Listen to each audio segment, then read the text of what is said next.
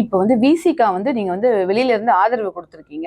இப்ப நீங்க முதலமைச்சர் விஜயின் நடவடிக்கைகள நீங்க பார்த்துட்டு தான் இருக்கீங்க. அதுல உங்களுக்கு அதிருப்தி இருக்கலாம். ஒரு சில விஷயங்கள் சரின்னு படலாம். இப்ப நீங்க உள்ள இருந்து உன்னிப்பா கவனிக்கும் பொழுது, உங்களுக்கு என்ன ஒரு விஷயம் தோன்றுது? நல்ல வேளை நம்ம இவங்களோட கூட்டணிக்கு போலாங்கிற ஒரு எண்ணத்தை ஏதாவது ஒரு இடத்துல வந்து முதலமைச்சர் விஜய் குடுக்குறாரா? இல்லன்னா வந்து இல்ல நம்ம இவங்களோட சேர்ந்து கூட்டணி வச்சுக்கலாங்கிற ஒரு எண்ணத்த குடுக்குறாரா? ஓப்பனா பேசணும்னா நீங்க எப்படி பார்க்குறீங்க?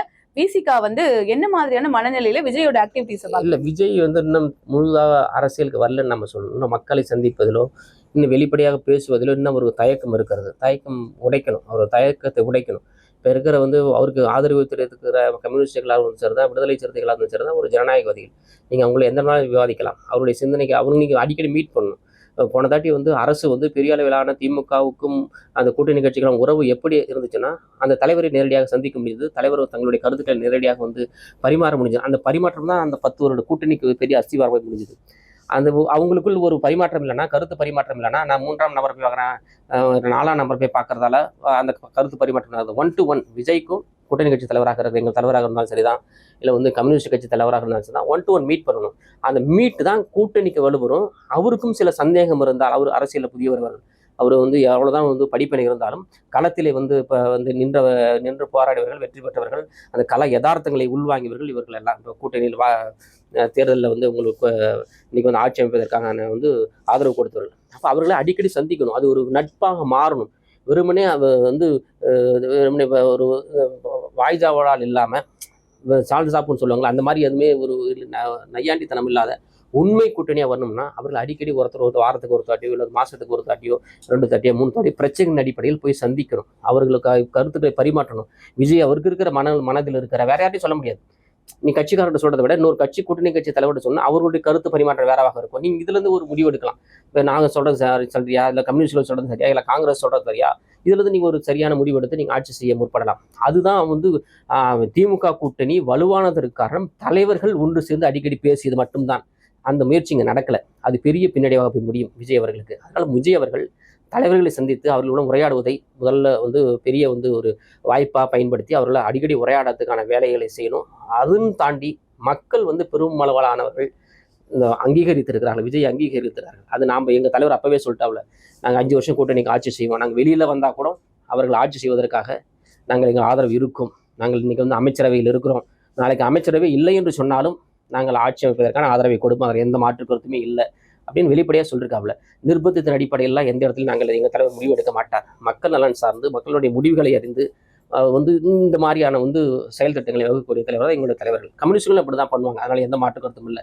அதனால் இந்த உறவுகளை பேணுவதை பொறுத்து தான் இந்த கூட்டணி நிற்கும். தலைவர்களின் உறவுகளை எந்த அளவுக்கு விஜய் வந்து பாதுகாக்கிறாரோ அந்த பாதுகாப்பு, அந்த அரவணைப்பு கூட்டணியை வலுவாக்கும்.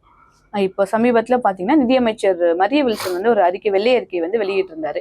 இப்ப அடுத்து பாத்தீங்கன்னா மின்சாரத்துறைக்கு வந்துட்டு அமைச்சராக இருக்கக்கூடிய நிர்மல்குமார் அவர்கள் வந்து நான் வெள்ளை அறிக்கையை வெளியிட போறேன்னு சொல்லியிருக்காங்க. இந்த மாதிரியான வெள்ளை அறிக்கைகள் எல்லாம் வெளியிடுவதுன்றது எப்படி பாக்குறீங்க? இது தாவேக அரசுக்கு ஒரு பலமா அமையுமா? இல்லை, போன வருடம் வந்து திமுக ஆட்சிக்கு வந்தவுடன் உடனே பிடிஓட பயணியுடன் அவர்கள் வெள்ளை அறிக்கை வெளியிட்டார்கள். இவர்களும் வெள்ளை அறிக்கை வெளியிட்டார்கள். இது யதார்த்தமாக ஒவ்வொரு ஆட்சியும் தொடங்குவதற்கு முன்பு அங்கே இருக்க நிதி நிலைமையை வந்து மக்களிடம் சொல்வது என்பது ஒரு தேவையான ஒன்றாக இருக்கிறது. ஆனால் இது களம் என்னன்னு சொன்னால், இது இவர்களும் ஏற்கனவே ஏன் தெரியாமல் போச்சு.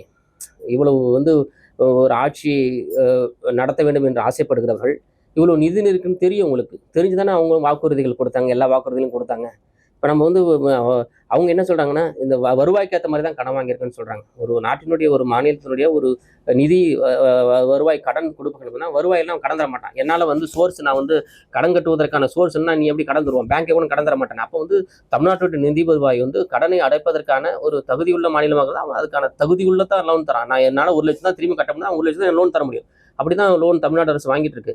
அவங்க என்ன சொல்றாங்கன்னா, வந்து வட்டி கட்டுவதற்கே அதிகமான வந்து இன்னைக்கு வந்து வாங்குகிற வந்து கடன் வந்து சரியாக போகிறது. அதெல்லாம் வந்து அது ஒருவனே கொள்கை சார்ந்து வந்து முடிவெடுக்கணும். அவங்க கொள்கை சார்ந்தனா மக்கள்கிட்ட வந்து எதெல்லாம் முக்கியமான திட்டங்கள், எதெல்லாம் வந்து மக்களின் அடிமட்ட கீழ்மட்ட மக்களின் நன்மை பயக்கும் திட்டங்கள் நிறைய இருக்குது. வெறுமனே வந்து ஏகபோக வாழ்க்கையில வந்து செலவினம் நிறைய செலவினம் இருக்கு. நிறைய அன்றாட வந்து ஒரு பெரும்பான்மை ஆக இருக்கிறவர்கள் வந்து சில செலவினங்கள் பண்ணுவாங்க. அந்த மாதிரி செலவினங்கள்லாம் தடுக்கணும். பெட்ரோலுக்கு வந்து கம்மி பண்ணுறது. இப்போ மோடி சொன்னாப்புல பெட்ரோல் வந்து தட்டுப்பாடு எடுக்கிறப்ப வந்து வாகனங்கள் எல்லாம் பயணம் தனியாக ட்ரெயினில் போங்க, பஸ்ஸில் போங்கன்னு சொல்கிறாப்புல.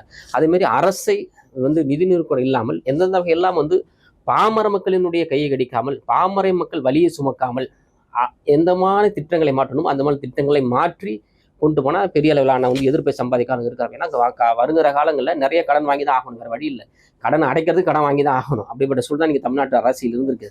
இப்போ இதையெல்லாம் அவர்கள் உள்வாங்கியவர்களாக களத்தில் வந்து குற்றத்தை மட்டுமே இன்னும் அவர்கள் மீது செஞ்சுட்டாங்க, நாங்களும் செய்யறோங்கிறது ஆட்சி அமைக்கிறது மக்கள் வந்து ஓட்டு போடலை. அவர்கள் செய்வதை திருந்தி செய்யணும், அழகாக செய்யணும். அவர்கள் எந்த அளவுலாம் தப்பு செஞ்சாலும் தப்பையெல்லாம் திருத்தி நன்மை பயக்கக்கூடிய வகையிலே, தீமையாக இருந்தாலும் நன்மை பயக்கக்கூடிய வகையில, மக்களுக்கு செய்யக்கூடிய வகையில திட்டங்களை வகுக்கணும்.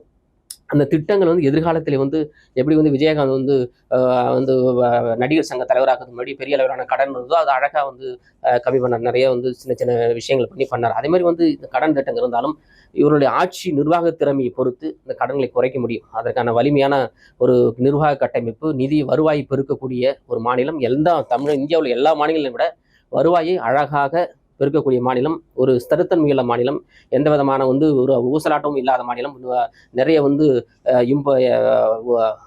நிதியாளர்கள் வந்து இங்கே வந்து தொழில் செய்யக்கூடிய அளவிலே நல்ல வந்து பக்குவப்பட்ட மாநிலம் இந்த மாநிலம். அப்போ அதையெல்லாம் அவர்களை கொண்டு வந்தாங்கன்னா இந்த மாதிரியான சிக்கல்கள் தீரும், நாட்டினுடைய வருவாய் பெருகும். இதே மாதிரி வந்து அடுத்த ஆட்சி செய்கிறவர்களாக வருவர்கள் வெள்ளை அறிக்கையில் நான் இத்தனை லட்சம் கடை இருந்துச்சு நான் அடைச்சிருக்கேன் அப்படிங்கிற ஒரு பெருமையாக சொல்ல முடியும்.